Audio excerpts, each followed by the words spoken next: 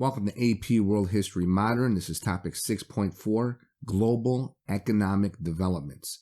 The essential question from our text: how did environmental factors contribute to the global economy between 1750 and 1900?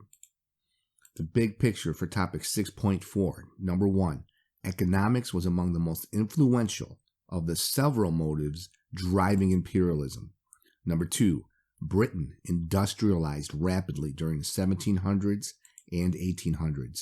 Number 3, in order to feed industry's desire for raw materials such as cotton, copper, and rubber, Europe looked to Asia and Africa.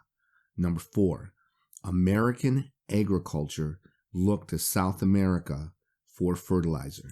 Number 5, the people of these continents were also potential consumers of European and American manufactured goods. Number 6, colonial peoples provided the labor for large-scale projects such as building railroads or telegraph lines. Number 7, colonial workers were paid meager wages for difficult and dangerous labor. Number 8, in short, natural resources, new markets, and low-wage labor drove economic imperialism. Topic number 1, technological developments. What's the big idea here? The Industrial Revolution did not just take place in factories. It affected transportation and communication as well. I got 13 takeaways for you on this topic. The introduction of railroads lowered the cost of transporting raw materials for shipment to Europe. Railroads helped open up colonial markets for manufactured goods.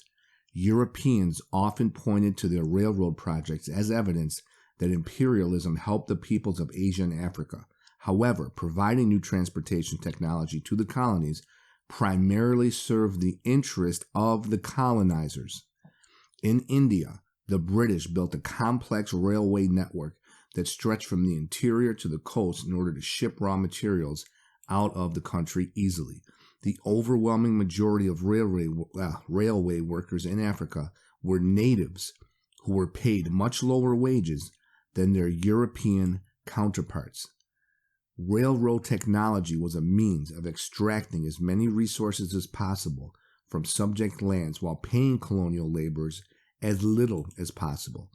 In 1870, steamships became practical for long distances due to improvements in the design of steam engines. Steamboats could transport people, mail, goods, and eventually perishable goods such as meat and dairy products. Invented in 1832, the electric telegraph transformed communications. Instantaneous communication was a game changer. Telegraph services were introduced in India in 1850, just 5 years after it started in Britain. In 1866, the first permanent transatlantic cable was laid between the U.S. and England. The telegraph would provide communications between countries all over the world. Draw a line in your notes. Topic number 2, agricultural products. What's the big idea here? When Europeans arrived in Asia and Africa, they found mainly agricultural economies, with most people raising enough food to live on. Subsistence farming with perhaps a little left over to sell. I got 7 takeaways for you on topic number 2, agricultural products. Number 1, subsistence farming is still common throughout sub-Saharan Africa, Southeast Asia, and parts of Latin America. Number 2, under control of imperialist powers, subsistence farmers abandoned their traditional ways and grew cash crops instead. These were crops such as tea, cotton, sugar, oil, palms, rubber, and coffee that were grown for their commercial value rather than for use for those who grew them. As cash crops replaced food crops, food prices rose. The growing European middle classes created a demand for meat. Number 6, cattle ranchers in Argentina, Brazil, and Uruguay produced beef for export. Cattle ranches, not ranchers, sorry. Number 7, sheep herders in Australia and New Zealand exported lamb. Draw a line in your notes. We got topic number 3, raw materials. What's the big idea here? The demand for raw material that could be processed into manufactured goods and shipped away, often back to providers of raw materials, turned colonies into export economies. Topic number 3, I got 16 takeaways for you. Number 1, Britain's textile mills got 80% of their cotton from the U.S. Number 2, when the American Civil War erupted, Northern warships blockaded Confederate ports, cutting off the supply of cotton. This is something I went over with you last year that should sound familiar. Number 3, as a result, farmers all over the world, from Australia to the West Indies, replaced food production with cotton to make up for the shortage. Number 4, cotton farmers in India and Egypt were able to benefit from the shortages caused by the Civil War. Number 5, natural rubber is made from the latex sap of trees or vines. Excuse me. In 1839, Charles Goodyear developed a process known as vulcanization that eliminated these problems and helped create the modern rubber industry. Number 7, the machinery in Europe's factories required constant lubrication to keep it working, creating a demand for palm oil. Palm oil originated in West Africa, where it was used as a staple food product for 5,000 years. Number 9, prisoners of tribal war were often enslaved to help with the palm oil crops. Number 10, the tusk of elephants provided the product ivory. Most of the ivory trade was in Africa. Number 11, the Ivory Coast got its name from the fact that the French originally set up trading posts there for the acquisition of ivory and slaves. 12, some of the most valuable products were mineral ores used in manufacturing. They came from around the world. Number 13, Mexico produced silver. 14, Chile produced copper. 15, Bolivia, Nigeria, Malaya, Dutch East Indies produced tin. 16, Australia and South Africa, as well as parts of West Africa and Alaska, produced large deposits of gold. Draw a line in your notes. Subtopic A, diamonds. Big idea. Cecil Rhodes and his brother Herbert formed the De Beers Mining Company in 1880. By 1891, De Beers accounted for 90% of the world's diamonds production. Diamonds are going to be a bloody business. Check out a movie called Blood Diamond. If you get a chance, give you an idea. But Cecil Rhodes, I got some quotes for you here. In his will, he put, the Anglo-Saxon race was the first race in the world. What do we know now? By most evidence, now archaeological and otherwise, it's actually the exact opposite. It looks like the human race originated in Africa. Anyway, more quotes from Cecil Rhodes. The more of the world we inhabit, the better it is for the human race. Here's another quote. He advocated the governance of a subject race. Okay, so he looked at the black population in Africa and he said it's in a state of barbarism. This guy's going to be an architect for white supremacy and apartheid. So my question to you, describe these comments in one word. I bet you could do it. All right, topic number 4, global consequences. What's the big idea here?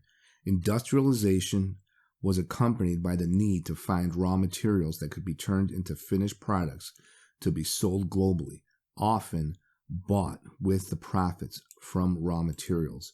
Topic number 4, global consequences. I got 9 takeaways for you. Number 1, as urban populations grew, the demand for food was increasingly met by imports. These imports were made possible by new technologies such as refrigeration. Number 3, as the industrialized nations grew wealthier, stock exchanges developed, allowing more people to invest their capital, and the need to protect global markets and investments grew rapidly. Number 4, commercial extraction caused long-term consequences. Number 5, farmers were allowed to raise only cash crops such as sugar and cocoa at the expense of the other agricultural products. Number 6, this use of land led to monocultures, or a lack of agricultural diversity, particularly in developing nations. 7, cash crops such as cotton rapidly depleted the soil's natural fertility. Moreover, crop diseases and pests spread more easily when there was only one crop planted in an area. Number 8, today, many former colonies have been unable to reuse their land because the development of monocultures has badly damaged croplands. Number 9, as a result, they often must import basic agricultural goods in order to feed their people. Closing thoughts on topic 6.4.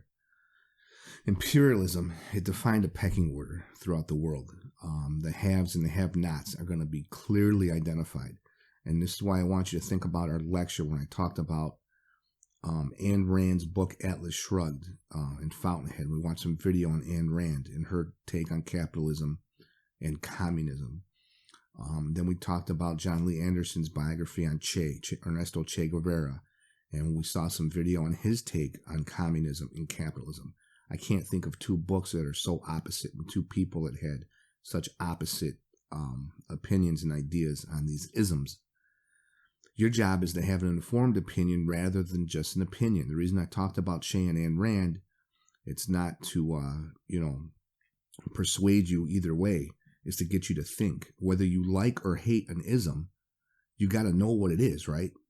So much social media right now about socialism, good and bad. Guess one thing most of those people have in common. They can't tell me what socialism is. So if you're going to love or hate an ism, you better know what it is. So hopefully we're getting you an informed opinion rather than just an opinion. In this topic, 6.4, high profits for industrialized countries that practice imperialism came in part from low wages, racist, xenophobic, and nationalistic economic policy. Colonized workers often died from this exploitation of cheap labor. And in a lot of instances, if you're paying attention, it's just right out slavery.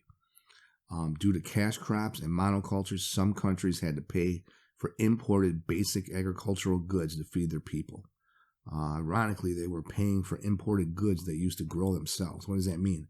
One of your biggest bills, I know it's one of my biggest bills every month, is food. Well, if you're growing your own food and you could feed your family, that's a major expense you don't have. When you're being forced to grow these cash crops, you can't eat coffee beans, right? And these families now are buying stuff they used to grow themselves, or they have an expensive food. So they're making less money on the cash crops, so they're not getting a good deal. And now they have to pay for their food or pay for something they used to grow themselves. It's just devastating to the indigenous peoples of whatever area we're talking about, whether it's Latin America or Africa. And imperialism, capitalism, and industrialization, as you see here, it's going to make certain groups wealthy.